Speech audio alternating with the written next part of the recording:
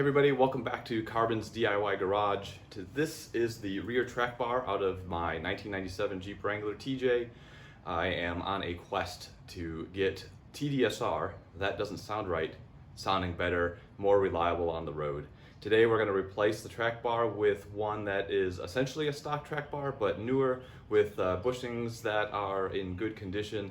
This one, you'll see in the video, it's not terrible, but I'm hoping that I'll decrease the amount of sway that I've got going on in the rear end. And I know it still needs a new suspension, that'll be a future project, but this is going to be a relatively quick video showing you how I replacing the track bar. There's only 2 bolts involved. Took me about 4.5 hours to do it, and I'm going to condense that down into just a few minutes. So there's a lot of sweat involved in doing this for the very first time as an average Joe. So hope you enjoy the video. Give it a like, a thumbs up, subscribe, comment, all that good stuff, and let's get to work. Here we are on the driver's side of the track bar.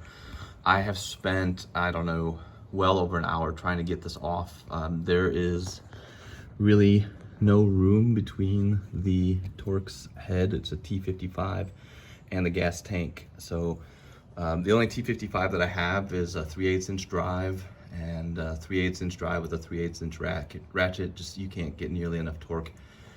I can't get a breaker bar in there. I can't get my 1/2 inch drive in there because I need a adapter. So I really tried knocking that flag nut around to try to loosen up the rust, BB blaster.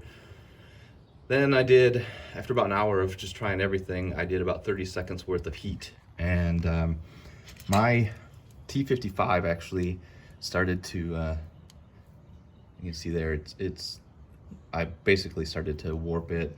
So I used a 5/16 Allen wrench, a hex wrench, to get in there, and started to break it loose, and now it's coming loose. So skip to the heat, my friends, if you've got a lot of rust like I do. Save yourself a lot of time. Passenger side of the tie rod is not really accessible unless you take the wheel off, and it's a 15mm bolt head and then an 18mm nut. And what I found is that using a 18mm box wrench and then using another wrench in addition, I can break the torque and get this off.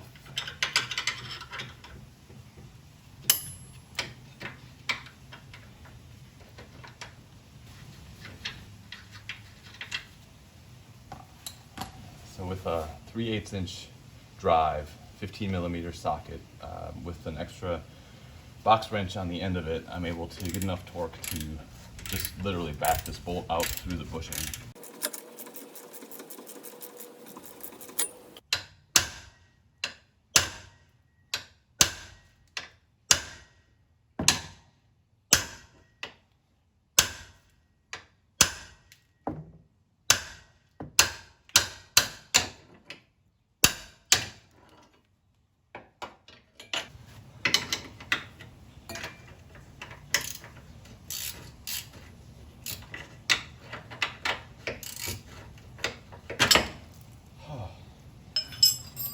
All right, my friends, when you watch 2-minute videos and they show somebody just popping the track bar out and putting a new one in, yeah, that's maybe if it just got off the factory floor, but for a 1997 TJ that's rusted out the rear end, it took quite a bit of effort to just get the bolts out. But now that the bolt's out, it was really happy to just stay on the driver's side. There's not a lot of room for leverage over there to pop it out. So what I did, I've got my Allen wrench, stick it in the bushing here on the passenger side and pull, and that got it free from the driver's side mount. And now I can actually pull it out and start the whole process of going backwards and trying to install it.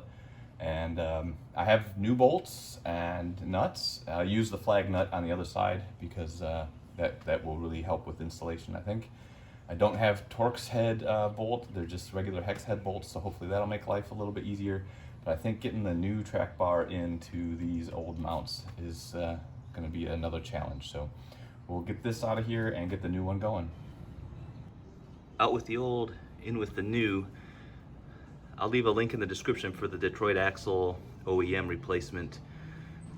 Did I need to replace it? I don't know.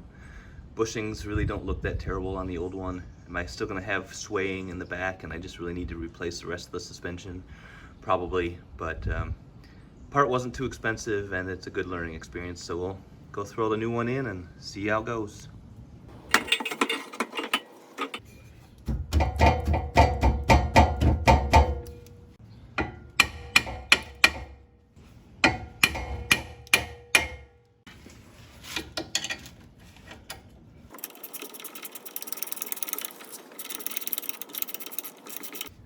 Okay, that's tight, but not torqued. And so now we'll do the other side.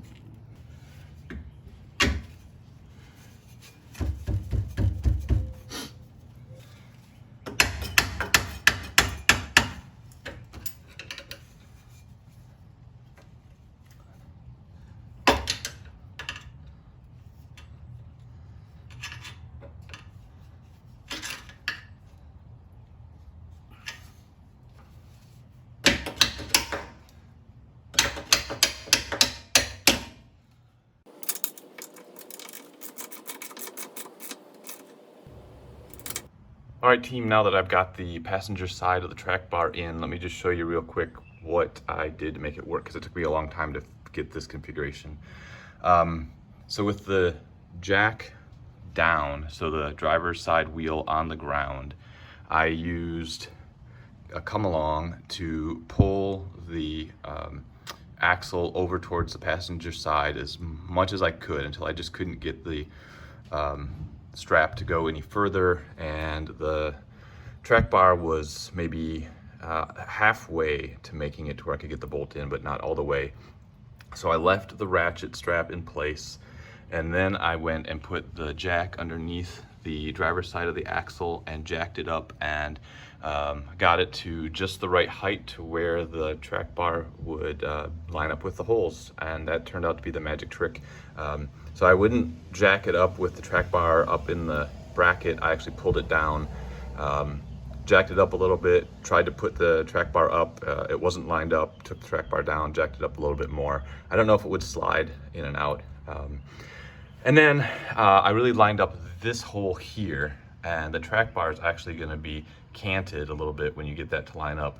So then I took my screwdriver and put it in here and had to leverage this side, the hole down a little bit to get it to line up. So there's definitely some calisthenics involved to get these holes to all line up, but that's how it worked for me. Got both bolts in. Now I'm just going to torque them to 75 foot-pounds and call it a day. Put the tire back on and we'll be done.